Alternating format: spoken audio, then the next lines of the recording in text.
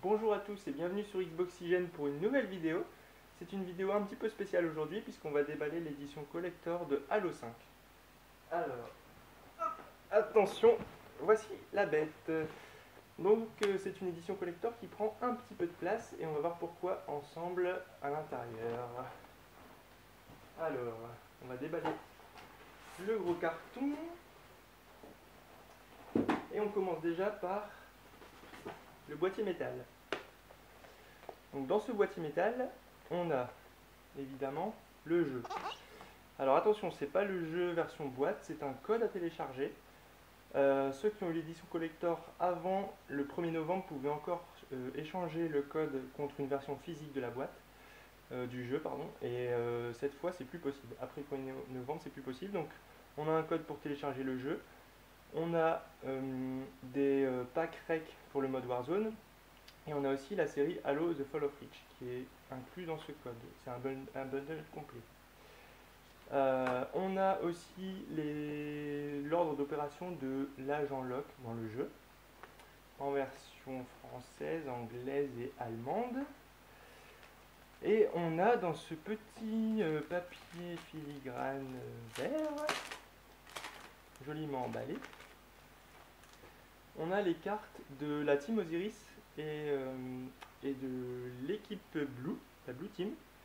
Elles sont en anglais, en français et en allemand. Donc on peut voir par exemple l'agent Jameson Locke ici.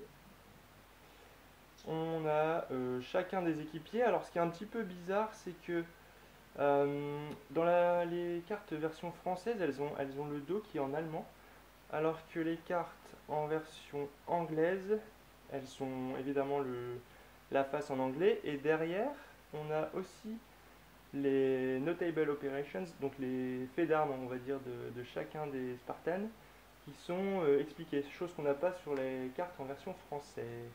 Donc c'est un petit peu dommage, mais bon. Voilà pour les cartes. On a un petit peu de publicité, tant qu'à faire. Et on a un truc un peu spécial et très sympa, qu'on va déballer sans faire de dégâts, sans casser, parce que il s'agit d'une figurine à monter soi-même, qui est faite par Metal Earth. Donc en fait on a deux plaques de métal comme ceci, qui ne ressemblent absolument à rien du tout quand on les a comme ça en main. Mais en fait elles sont découpées au laser. Et en fait c'est un gardien, c'est un des gardiens du jeu de Halo 5 qu'il faut monter soi-même.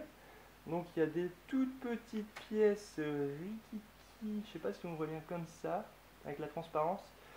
Mais il y a des toutes petites pièces à détacher en fait, euh, pour monter un gardien qui s'apparente un petit peu à ce qu'on voit ici.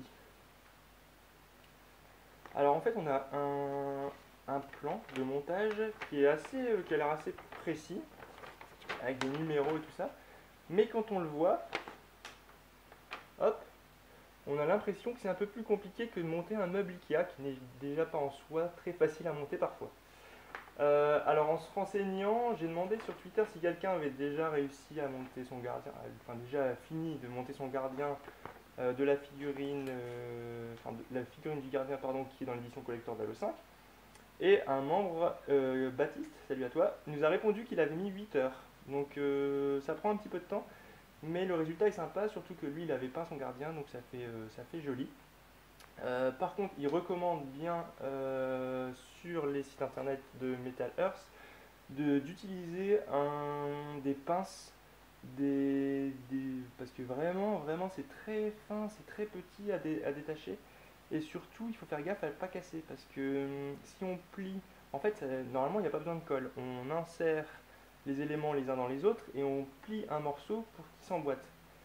C'est là toute l'astuce de la chose. Il faut faire attention du coup de ne pas le plier dans le mauvais sens parce que si on le replie dans l'autre sens, ça risque de casser. Donc c'est un petit travail minutieux mais qui, quand on l'a terminé, a l'air d'être plutôt pas mal du tout. Donc ça c'est le petit bonus sympathique qu'on ne retrouve pas dans toutes les éditions collector, loin de là, et qui est plutôt intéressant si on a un petit peu de quelques heures à perdre le week-end par exemple et qu'on est un petit peu fan et qu'on va avoir un bel objet dans sa vitrine. Donc ça c'était juste ce qu'il y avait dans la boîte en métal. Évidemment la boîte la grosse boîte en carton qu'on a là ne contient pas juste ça. On va voir tout de suite la statue qui est dans cette boîte. Alors c'est emballé dans du plastique, c'est plutôt sympa. Ça on verra à quoi ça sert après. C'est plutôt pas mal, hein. Enfin, je pense que le carton s'il tombe par terre, la statue n'est pas abîmée puisqu'il y a du polystyrène, elle est en morceaux dans un polystyrène. Donc on a une première partie avec John 117, le Spartan bien connu de la série. Donc voilà, elle est quand même assez grande, hein, la statue. Et puis on a l'agent Locke, qui est l'autre partie de la statue. Hop, qui est livrée à part. Le truc, c'est que cette statue est aimantée ici en bas. Donc quand on les regroupe, ça s'emboîte assez parfaitement. Je vais ranger ça. Donc c'est une statue qui a qui prend un peu de place quand même, mine de rien. Dans les finitions, on peut dire qu'elle est plutôt bien foutue. Il y a pas mal de détails dans cette statue. On peut voir l'armure qui est un petit peu usée.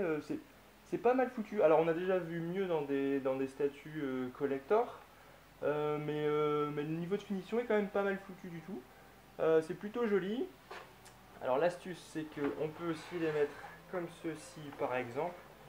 Et comme c'est tout plat de chaque côté, on peut, je sais pas, s'en servir pour, par exemple, mettre ses jeux et ainsi se faire une petite bibliothèque un peu personnalisée. Autre chose, dans cette statue, quand on les remet un petit peu en forme, on a un petit réceptacle ici qu'on peut mettre derrière Locke, comme ceci en fait, qui permet de cacher, qui nous est livré dans un petit plastique, qui est en fait la tête de Locke. Donc on peut enlever son casque, donc c'est très simple, et on peut le remplacer par sa tête. Chose qu'on peut évidemment pas faire avec John 117 puisqu'on n'a toujours pas vu son visage. Allez savoir en quelle année on pourra découvrir son visage si on le découvre un jour. Donc voilà pour la statue qui est assez imposante, en fait c'est ce qui représente les trois quarts du carton, le boîtier en métal c'est juste pas grand chose. Donc pour résumer, une grosse édition collector, elle coûte 250 €, ce qui est pas rien du tout quand même. Donc évidemment c'est réservé aux fans. Quand on est fan, on peut être forcément intéressé par ces statues. On vous fera des photos bien détaillées sur le site parce qu'en vidéo c'est évidemment difficile de se rendre compte des détails qu'il y a dessus. On fera des photos, des détails. On essaiera de trouver une photo du gardien métallique quand il est terminé pour que vous vous rendiez compte de ce que ça peut donner. Mais en attendant, voilà, on en est là. On a déballé cette édition collector qui est volumineuse et réservée aux fans surtout parce que 250 €, faut quand même les lâcher. Après, tout est dans la statue. Elle a l'air quand même assez solide, mine de rien. C'est évidemment du plastique. Elle n'est pas très lourde, mais elle pèse quand même un certain poids. Donc réservé aux fans, mais je pense que quand on est fan, on devrait pouvoir en être satisfait. Voilà pour cette vidéo déballage de l'édition collector de Halo 5. On vous donne rendez-vous prochainement pour d'autres vidéos, surtout des vidéos de gameplay. Puis on a d'autres choses à tester, notamment du matériel bientôt, comme la manette Elite. Et oui, ce sera dans une autre vidéo. A bientôt, au revoir.